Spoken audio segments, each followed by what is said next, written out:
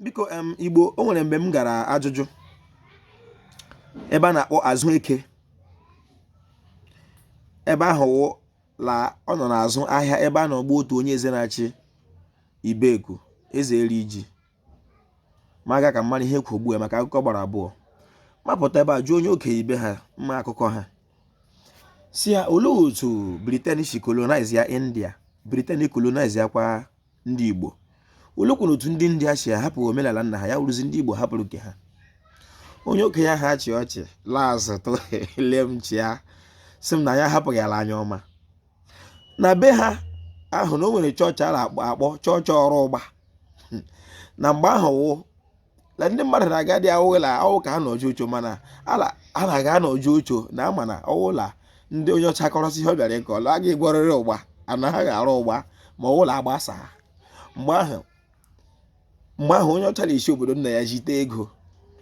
azụta ụgba ndị ma ụgba egwe ya na be nna ya na a na-akpọ ya chọọchị ọrụ ụgba lọwa ụbọchị a ka ha chenjiri aha ha lọwụla ji anya mara ala okwe ndị na-aga ka arara ụgba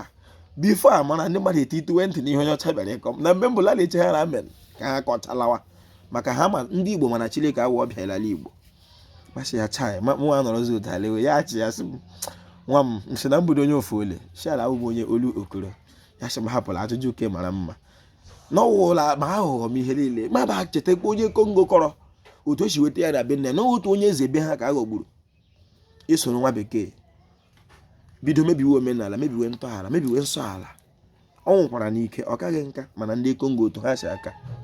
ebe ahụ ka iberibe bidoro n'ala oke bụlanị ọnya mere ndị nna anyị chetọghị mma ha si na iwe ewu Kongo ewu Awụsa ka ewu Kongo mma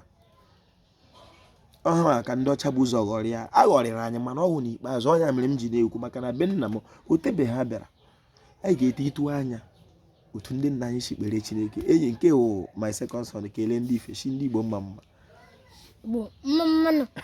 ị ghara iwere aka ya dada biko asị m na ọ ga-adịrị Igbo la mma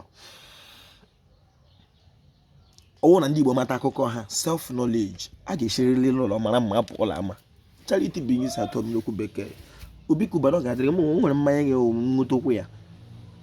ọ ga-adịrị gị la mma ya gaziere gị Igbo mmanụ ya ife ga-ekwu Igbo mmanụ ya